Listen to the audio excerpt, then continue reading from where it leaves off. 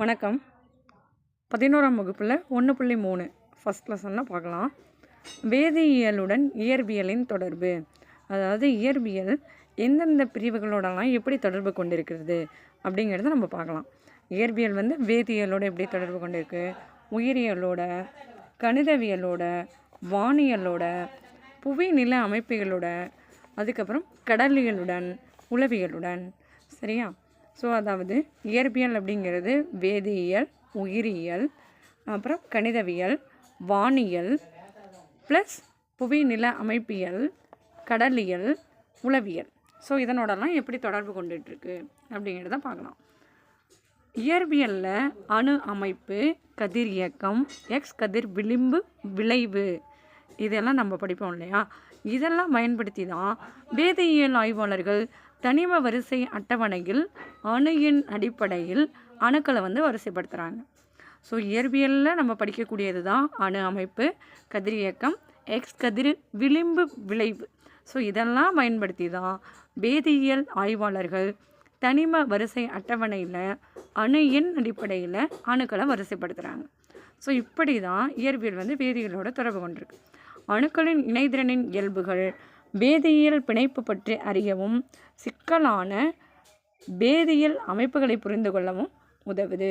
அதாவது அணுக்களின் இணைதிறனோட இயல்புகள் வேதியியல் பிணைப்பு பற்றி அறிகிறதுக்கும் சிக்கலான வேதியியல் அமைப்புகளை பற்றி புரிந்து கொள்கிறதுக்கும் உதவுது. இயல் வேதியியல் மற்றும் குவாண்டம் வேதியியல் இதெல்லாம் வேதியியலுடைய இதனுடைய உட்பிரிவுகள்லாம் வேதியியலுடைய உட்பிரிவுகள் முக்கிய பங்கு. அதாவது வேதியியலுடைய உட்பிரிவுகள் தான் இந்த இயல் வேதியியலும் குவாண்டம் வேதியியலும். அதெல்லாம் முக்கிய பங்கு வகிக்கக்கூடியதாக இருக்குது. அடுத்தது இயற்பியல் படி உயிரியலுடன் தொடர்பு கொண்டிருக்கு அப்படின்னா, இயற்பியல் தத்துவங்களின் அடிப்படையில் உருவாக்கப்படும் நுண்ணோக்கி இல்லாமல் உயிரியல் ஆய்வுகளை நம்ம நிகழ்த்த முடியுமா? முடியாது. ஸோ அந்த நுண்ணோக்கி இயற்பியல் தத்துவத்தின் அடிப்படையில் தான் உருவாக்கப்படுது. ஸோ அந்த நுண்ணோக்கி மூலமாக தான் உயிரியல் ஆய்வுகளை நம்ம நிகழ்த்த முடியும். ஸோ இப்படி தான் நம்ம இயற்பியல் உயிரியலோட தொடர்பு கொண்டிருக்கு.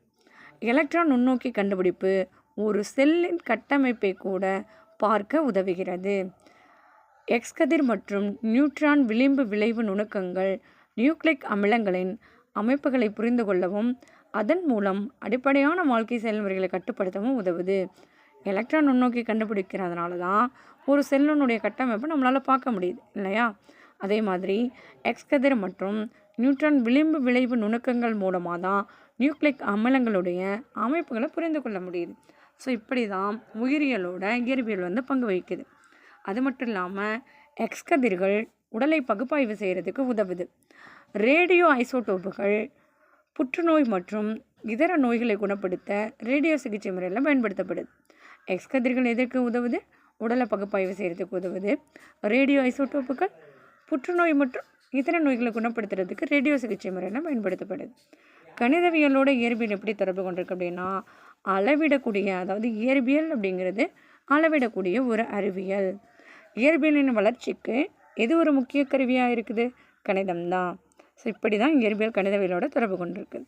அடுத்தது வானியலுடன் இயற்பியல் எப்படி தொடர்பு கொண்டிருக்கு அப்படின்னா, கோள்களின் இயக்கம் மற்றும் வான்பொருட்கள் பற்றி அறிய வானியல் தொலைநோக்கிகள் பயன்படுகின்றன. கோள்களோட இயக்கத்தை பற்றியும் வான்பொருட்கள் பற்றியும் தெரிஞ்சுக்கணும் அப்படின்னா வானியல் தொலைநோக்கிகள் தான் அதுக்கு பயன்படுது. ஸோ வானியலாளர்கள் அண்டத்தின் தொலைதூரத்தை உற்று நோக்க ரேடியோ தொலைநோக்கியை பயன்படுத்துகிறாங்க. ஸோ வானியலாளர்கள் அண்டத்தின் தொலைதூரத்தை உற்று நோக்கிறதுக்கு எதை பயன்படுத்துகிறாங்க? ரேடியோ தொலைநோக்கியை பயன்படுத்துகிறாங்க. இயற்பியல் தத்துவங்களை பயன்படுத்தி அண்டத்தினை பற்றி நம்ம படிக்கிறதுக்கும் இந்த இயற்பியல் தான் ஹெல்ப்ஃபுல்லாக இருக்குது. சரிங்களா? ஸோ இயற்பியல் தத்துவங்களை பயன்படுத்தி அண்டத்தை பற்றி கற்றுக்கிறதுக்கும் இந்த வானியல் இயற்பியல் அப்படிங்கிறது ஹெல்ப்ஃபுல்லாக இருக்குது. ஸோ அதான் வானியலுடைய இயற்பியல் பங்கு தொடர்பு கொண்டதுக்கு. அடுத்தது புவி நில அமைப்பியலுடன் இயற்பியலின் தொடர்பு. பாறைகளோட வயது, படிமங்களின் வயது மற்றும் புவியின் வயது இதெல்லாம் கணிக்கிறதுக்கு கதிரியக்கம் பயன்படுது. கடலியலோட இயற்பியல் எப்படி தொடர்பு கொண்டு அப்படின்னா, கடலில் நடக்கக்கூடியது physical reaction, chemical reaction. So அப்போ கடலில் நடைபெறும் இயற்பியல் மற்றும் வேதியியல் மாற்றங்களை அந்த கடலியலாளர்கள் என்ன பண்ணுவாங்க அப்படின்னா புரிந்து கொள்ளணும் அப்படின்னு நினைப்பாங்க. ஸோ அப்போ வெப்பநிலை, உப்புத்தன்மை, நீரோட்டத்தின் வேகம், வாயுக்களின் பாய ஓட்டம், வேதியியல் கூறுகள், இந்த அளவுகளெல்லாம் அவங்க அளவீடு செய்வாங்க. ஸோ இப்படி தான் இயற்பியல் வந்து கடலிகளோட தொடர்பு கொண்டிருக்கு. இயற்பியல் வந்து உளவியலோட எப்படி தொடர்பு கொண்டிருக்கு அப்படின்னா, அனைத்து உளவியல் இடைவினைகளும் உடலியக்க செயல்முறைகள் மூலம்தான் பெறப்படுது. அனைத்து உளவியல் இடைவினைகளுமே உடல் இயக்க செயல்முறைகள் மூலம்தான் பெறப்படும். நரம்பு மண்டல கடத்திகளின் இயக்கங்கள் இயற்பியலின் பண்புகளான விரவல் மற்றும் மூலக்கூறுகளின் இயக்கம் ஆகியவற்றின் அடிப்படையில் தான் அமையுது. நரம்பு மண்டல கடத்திகளோட இயக்கங்கள் வந்து இயற்பியலுடைய பண்புகளான விரவல் மற்றும் மூலக்கூறுகளின் இயக்கம் இதோட அடிப்படையில் தான் அமையுது. அலை, துகள் இயக்க இருமைகளின் அடிப்படையிலேயே மூளையின் செயல்பாடும் அமைஞ்சிருக்கு. ஸோ இப்படி தான் உளவியலோட இயற்பியல் வந்து தொடர்பு கொண்டிருக்கு. ஸோ இதில் வேறு எதுவும் அவ்வளோ முக்கியம் இல்லை. ஸோ நம்ம நெக்ஸ்ட் பேஜ் போகலாம். ஸோ அடுத்தது 1.3 முடிச்சிட்டோம். அடுத்தது 1.4 இந்த பாக்ஸ் பார்க்கலாம். லார்டு கெல்வின் அப்படிங்கிறவர் ஒரு முக்கியமானது இது சொல்லியிருக்காங்க. என்ன சொல்லியிருக்காங்க அப்படின்னா, நீங்கள் எதை பற்றி பேசுகிறீர்களோ அதனை அளவீடு செய்து பின்பு அதனை எண்களால் வெளிப்படுத்த முடியும் என்றால் மட்டுமே உங்களுக்கு அதனை பற்றி ஓரளவாவது தெரிந்துள்ளது அப்படின்னு சொல்கிறார். அதாவது நம்ம எதை பற்றி பேசுகிறோமோ அதை அளவீடு செஞ்சு அதை எண்களால் நம்மளால் வெளிப்படுத்த முடிஞ்சிச்சு அப்படின்னா நமக்கு போதுமான அறிவு இருக்குது, அதனை பற்றி ஓரளவாவது நமக்கு தெரிஞ்சிருக்கு அப்படின்னு சொல்கிறார். ஆனால் எண்கள் மூலமாக அதை நம்மளால் விளக்க முடியல அப்படின்னா நமக்கு அறிவு போதுமானதாக இல்லை, ரொம்ப மிக குறைவாக தான் இருக்குது அப்படின்னு சொன்னது யார் அப்படின்னா லார்டு கெல்வின். சரிங்களா? ஸோ அறிவு இருந்தால் தான் என்ன பண்ண முடியும், வின் பண்ண முடியும். ஸோ போதுமான அறிவு, மிக குறைவான அறிவு இருந்தால் நம்ம என்ன பண்ண முடியாது. அதாவது போதுமற்றதான அறிவு, மிக குறைவான அறிவு இருக்கும் பொழுது நம்மளால் வின் பண்ண முடியாது. நம்ம வின் பண்ணுறது அப்படின்னா எப்படி சொல்கிறோம், இப்போ பரீட்சையில் மார்க் வந்து நிறையா எடுக்கணும். ஸோ அது நமக்கு எப்படி தெரியுது, எண்கள் மூலமாக தானே நம்ம வெளிப்படுத்துகிறோம். நம்ம நல்லா படிச்சிருக்கோம், கிளாஸ்லேயே ஃபஸ்ட்டாக வர பொண்ணு அப்படிங்கிறது எப்படி தெரியும், நம்ம அந்த சப்ஜெக்டில் ஒரு 95, 100 அப்படின்னு நம்ம எடுக்கும் பொழுது தான் தெரியும். ஸோ அப்போ எண்கள் மூலமாக தான் நம்மளுடைய அறிவு வந்து குறைவாக இருக்குது அதிகமாக இருக்குது அப்படிங்கிறது தெரியுது. ஸோ அப்போ தான் நம்ம வின் பண்ணுறோம். ஸோ அப்போ லார்டு கெல்வின். அளவீட்டியல் என்பது எந்த ஒரு இயற்பியல் அளவையும், இது வந்து நம்ம 8th ஸ்டாண்டர்டில் படிச்சிருப்போம். அளவீடு அப்படின்னா என்ன சொல்லுவோம், அதாவது தெரிந்த ஒரு அளவோட தெரியாத ஒரு அளவை வச்சு கம்பேர் பண்ணுறது தான் அப்படின்னு சொல்லியிருப்போம். ஸோ அளவீட்டியல் அப்படிங்கிறது ஒரு இயற்பியல் அளவையும் அதன் படித்தர அளவுடன் ஒப்பிடுறது. அளவீட்டியல் அப்படிங்கிறது என்னது, எந்த ஒரு இயற்பியல் அளவையும் அதன் படித்தர அளவுடன் ஒப்பிடுவது தான் அளவீட்டியல். அனைத்து அறிவியல் ஆராய்ச்சிகளுக்கும் சோதனைகளுக்கும் அடிப்படையாக இருக்கிறது எது அப்படின்னு பார்த்தோம்னா இந்த அளவீட்டியல் தான். இயற்பியல் அப்படிங்கிறது ஒரு அளந்தறியும் அறிவியல் தான். ஓகேவா? அளவீட்டியல் என்பது எந்த ஒரு இயற்பியல் அளவையும் அதன் படித்தர அளவுடன் ஒப்பிடுவது. அனைத்து அறிவியல் ஆராய்ச்சிகளுக்கும் சோதனைகளுக்கும் அடிப்படை எதுனா அளவீட்டியல் தான். இயற்பியல் என்பது அளந்தறியும் அறிவியல். ஸோ இயற்பியல் அளவினுடைய வரையறை சொல்கிறாங்க. அதாவது அளவிடப்படக்கூடியதும் அதன் மூலம் இயற்பியல் விதிகளை விவரிக்கத்தக்கதுமான அளவுகள் இயற்பியல் அளவுகள் அப்படின்னு சொல்கிறோம். எடுத்துக்காட்டாக நீளம், நிறை, காலம், விசை, ஆற்றல், இதெல்லாம் நம்ம வந்து சொல்லலாம். இயற்பியல் அளவுகளினுடைய வகைகள் அப்படின்னு சொல்லி பார்த்தோன்னா இயற்பியல் அளவுகளை வந்து 2 வகைப்படுத்தலாம். ஒன்று அடிப்படை அளவுகள், இன்னொன்று வழி அளவுகள். வேறு எந்த ஒரு இயற்பியல் அளவுகளாலும் குறிப்பிடப்பட இயலாத அளவுகளுக்கு பேர் தான் அடிப்படை அளவுகள். நீளம், நிறை, காலம், மின்னோட்டம், வெப்பநிலை, ஒளிச்செறிவு மற்றும் பொருளின் அளவு. ஸோ இதை தான் நம்ம என்னன்னு சொல்கிறோன்னா அடிப்படை அளவுகள் அப்படின்னு சொல்கிறோம். இந்த அடிப்படை அளவுகளால் குறிப்பிடக்கூடிய அளவுகளை தான் வழி அளவுகள் அப்படின்னு சொல்கிறோம். எடுத்துக்காட்டு பரப்பு, கன அளவு, திசை வேகம், முடுக்கம், விசை, இதெல்லாம் நம்ம சொல்லணும். இப்போ இயற்பியல் அளவுகளோட வகைகள் வந்து 2 இருக்குது. ஒன்று அடிப்படை அளவுகள், இன்னொன்று வழி அளவுகள். வேறு எந்த இயற்பியல் அளவுகளாலும் குறிப்பிடப்பட இயலாத அளவுகளுக்கு பேர் தான் அடிப்படை அளவுகள். அந்த அடிப்படை அளவுகள் என்னென்னு சொன்னோன்னா நீளம், நிறை, காலம், மின்னோட்டம், வெப்பநிலை, ஒளிச்செறிவு மற்றும் பொருளின் அளவு. அந்த அடிப்படை அளவுகளால் குறிப்பிடப்படக்கூடிய அளவுகளுக்கு பேர் தான் வழி அளவுகள். அதாவது பரப்பு, கன அளவு, திசை வேகம், முடுக்கம், விசை, இதெல்லாம் நம்ம சொல்கிறோம். அடுத்தது அலகின் வரையறை மற்றும் அதனுடைய வகைகள்.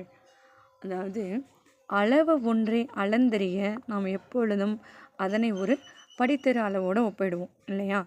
ஸோ இது நமக்கு தேவையில்லை, நம்ம எக்ஸாம் ஓரியண்டாக போயிடலாம். ஸோ மீட்டர் அப்படிங்கிறது தான் நீளத்தினுடைய படித்தர அளவு. இந்த படித்தர அளவே தான் நம்ம என்னன்னு சொல்கிறோம், அலகு அப்படின்னு சொல்லப்படுது. உலகளவில் ஏற்றுக்கொள்ளப்பட்ட தனித்துவமிக்க தெரிவு செய்யப்பட்ட ஒரு அளவின் படித்தர அளவே அலகு. உலகளவில் ஏற்றுக்கொள்ளப்பட்ட தனித்துவமிக்க தெரிவு செய்யப்பட்ட ஒரு அளவின் படித்தர அளவே அலகு. அடிப்படை அளவுகளை அளந்தறியும் அலகுகள் அப்படின்னும் சொல்கிறோம். அடிப்படை அளவுகளை அளந்தறியும் அலகுகள் அடிப்படை அலகுகள் அப்படின்னும், மற்ற இயற்பியல் அளவுகளை அளவிடுவதற்காக அடிப்படை அலகுகளின் அடுக்குகளின் தகுந்த பெருக்கல் அல்லது வகுத்தல்களின் மூலம் பெறப்படும் அலகுகள் தான் வழி அலகுகள் அப்படின்னு சொல்கிறோம். ஸோ இப்போ பல்வேறு அளவிட முறைகள் இருக்கும் இல்லையா? அதில் என்னென்னலாம் அளவிட முறைகள் இருக்குது அப்படின்னு சொன்னோன்னா, எஃப்பிஎஸ் அலகுமுறை, சிஜிஎஸ் அலகுமுறை, எம்கேஎஸ் முறை அப்படின்னு இருக்குது. இந்த எஃப்பிஎஸ் அலகுமுறை அப்படின்னா அது ஒரு பிரிட்டிஷ் அலகுமுறை. சரிங்களா? பிரிட்டிஷ் அப்படின்னா ஃபாரினர், ஒரு கீவேர்டுக்கு தான் சொல்கிறோம். அதாவது பிரிட்டிஷார் தானே நம்மளை ஆட்சி பண்ணாங்க. அவங்க யார்? அவங்க ஒரு ஃபாரினர்ஸ், வெளிநாட்டினர். ஸோ அப்போ ஃபாரினர் அப்படிங்கிற ஃபஸ்ட் லெட்டர்ஸ் எஃப். ஸோ அப்போ எஃப் அப்படின்னா பிரிட்டிஷ். ஓகேவா? ஸோ இப்போ எஃப்இஎஸ் அலகுமுறைங்கிறது ஒரு பிரிட்டிஷ் அலகுமுறை. சிஜிஎஸ் அலகுமுறை அப்படின்னா ஒரு காஷியன் முறை. அதாவது இங்கிலீஷில் பார்த்தோன்னா காஷியன் அப்படின்னு வரும், தமிழில் காஷியன் அப்படிங்கிற மாதிரி இருக்கும். பார்த்துக்கோங்க. காஷியன் அப்படின்னா அந்த சீன்கிற சவுண்டில் வருது இல்லையா? ஸோ இப்போ சிஜிஎஸ், எம்கேஎஸ் முறை. ஸோ இந்த மாதிரி 3 அளவிட முறைகள் இருக்குது. இதில் எஃப்இஎஸ் முறை அப்படின்னா ஒன்றும் இல்லை, ஃபுட் அதாவது அடி, பவுண்ட், வினாடி, இந்த 3 அடிப்படை அலகுகளை தான் நம்ம சொல்கிறோம். சிஜிஎஸ் அப்படின்னா நீளம், நிறை, காலத்தை அளக்கும் முறையே சென்டிமீட்டர், கிராம், வினாடி, அதாவது சென்டிமீட்டர், கிராம், செகண்ட்ஸ் அப்படிங்கிறது தான் இந்த சிஜிஎஸ்.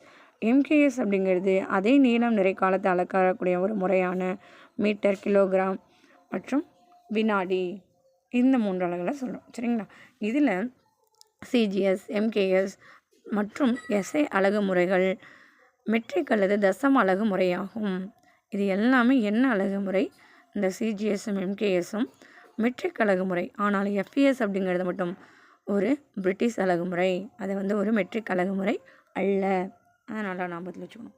இப்போது எஸ்ஐ அலகு முறை. எஸ்ஐ அலகு முறை அறிவியல் அறிஞர்கள் மற்றும் பொறியியல் வல்லுநர்களால் உலகம் முழுவதும் பயன்படுத்தப்பட்ட அந்த அலகு முறைக்கு பேர் தான் மெட்ரிக் முறை. 1960க்கு பிறகு இது பன்னாட்டு அலகு முறை அல்லது எஸ்ஐ அலகு முறையாக அனைவராலும் ஏற்றுக்கொள்ளப்பட்டது. அதாவது எஸ்ஐ அப்படின்னா என்ன இங்கிலீஷில் அப்படின்னா சிஸ்டம் இன்டர்நேஷ்னல். ஓகேங்களா? இது ஒரு என்ன நேம் அப்படின்னா ஒரு ஃப்ரெஞ்சு நேம்.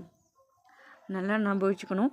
இது ஒரு மெட்ரிக் அலகு முறை தான். ஆனால் இதனுடைய அந்த சிஸ்டம் இன்டர்நேஷ்னல் அப்படிங்கிறது ஒரு ஃப்ரெஞ்சு நேம்.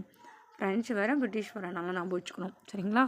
அடுத்தது உலகளாவிய அறிவியல், தொழில்நுட்பம், தொழில்துறை மற்றும் வணிக பயன்பாட்டிற்காக 1971 நடைபெற்ற எடைகள் மற்றும் அளவீடுகள் பொது மாநாட்டில் எஸ்ஐ அலகு முறையின் நிலையான திட்ட குறியீடுகள், அலகுகள் மற்றும் சுருக்க குறியீடுகள் உருவாக்கப்பட்டு அனைவராலுமே அது ஏற்றுக்கொள்ளப்பட்டுச்சு. ஸோ 1971 எடைகள் மற்றும் அளவீடுகள் பொது மாநாடு. இது ஆக்சுவலாக எத்தனாவது பொது மாநாடுனா 11வது பொது மாநாடு வரும். ஸோ மெட்ரிக் முறை அப்படின்னு நினைக்கப்படுது. உலகம் ஃபுல்லாக பயன்படுத்தப்பட்ட அலகு முறைக்கு பேர் தானது மெட்ரிக் முறை. 1960க்கு அப்புறமா அதுதான் நம்ம என்ன சொல்கிறோம், பன்னாட்டு அலகு முறை, எஸ்ஐ அலகு முறை அப்படின்னு சொல்லியிருக்கோம். எஸ்ஐ அலகு முறையோட சிறப்பியல்புகள் அப்படின்னு சொல்லி பார்த்தோன்னா, இந்த முறையில் ஒரு இயற்பியல் அளவிற்கு ஒரே ஒரு அலகு மட்டும்தான் பயன்படுத்துவோம். அதாவது இம்முறை ஒரு பங்கீட்டு பகுத்தறிவுக்கு இசைந்த ஒரு முறை. இந்த முறையில் அனைத்து வழி அலகுகளும் அடிப்படை அலகுகளில் இருந்து எளிதாக தெரிவிக்கப்படுகின்றன. அதனால் இந்த எஸ்ஐ அலகு முறை என்னன்னு சொல்லலாம், ஒரு ஓரியல் அலகு முறை அப்படின்னு சொல்கிறோம். ஓரியல் அலகு முறை அப்படின்னாலும் இந்த எஸ்ஐ அலகு முறை தான் சொல்கிறாங்க. சரியா? இது ஒரு மெட்ரிக் அலகு முறை ஆதலால் பெருக்கல் மற்றும் துணை பெருக்கல் ஆகியன 10 மடங்குகளாக நேரடியாக தரப்படுகின்றன. எஸ்ஐ அலகு முறையில் மொத்தம் எத்தனை அடிப்படை அளவுகள் இருக்குன்னா 7 அடிப்படை அளவுகள் இருக்கும். இந்த வருஷத்துக்கு ஒரு கீவேர்டு நம்ம வச்சுக்கோங்க. எஸ்ஐ அலகு முறையில் மொத்தம் 7 அடிப்படை அளவுகள் தான் இருக்கும். அதனால் 7 71 அப்படின்னு நம்ம வச்சுக்கோங்க.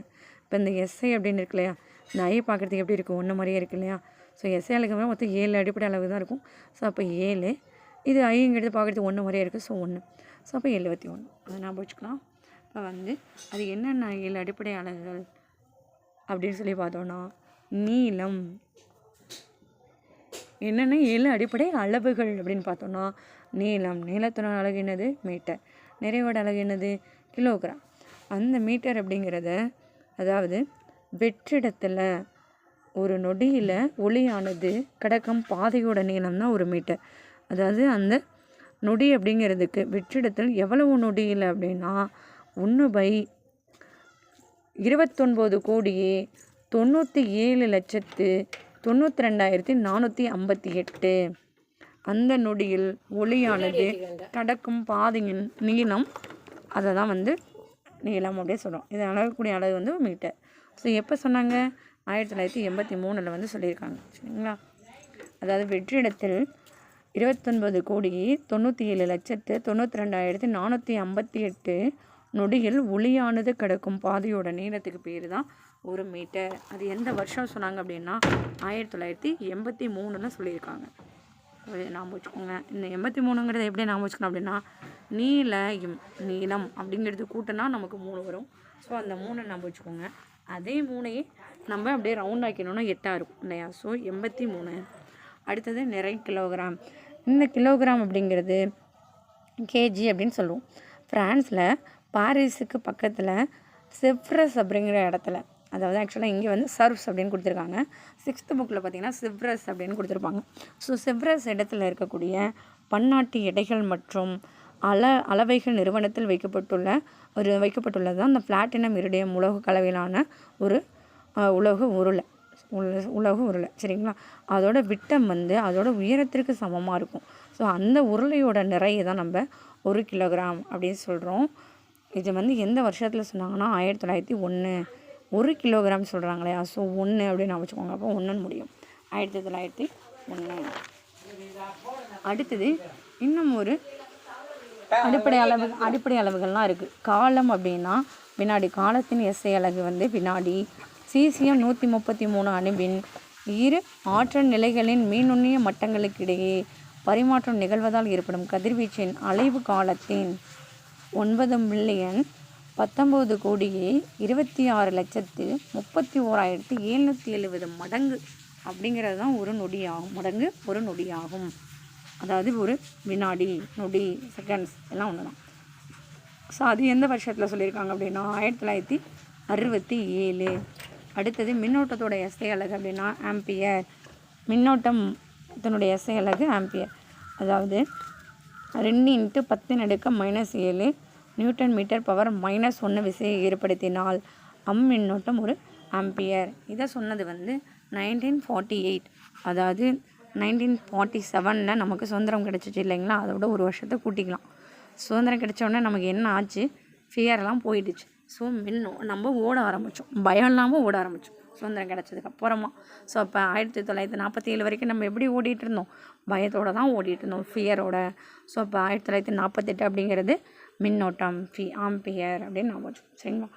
இதில் இந்த மின்னோட்டம் அப்படிங்கிறது ஆம்பியர். இதை எப்படி நான் வச்சுக்கலாம் அப்படின்னா, மின்சாரம் அப்படின்னாலே எப்படி இருக்கும், ஒரு ஃபியரோட தான் இருப்போம். ஸோ அப்போ மின்னோட்டம் அதை கண்டு ஓடுவோம். ஸோ அப்போ மின்னோட்டம் அப்படின்னாவே ஃபியர், ஆம்பியர்.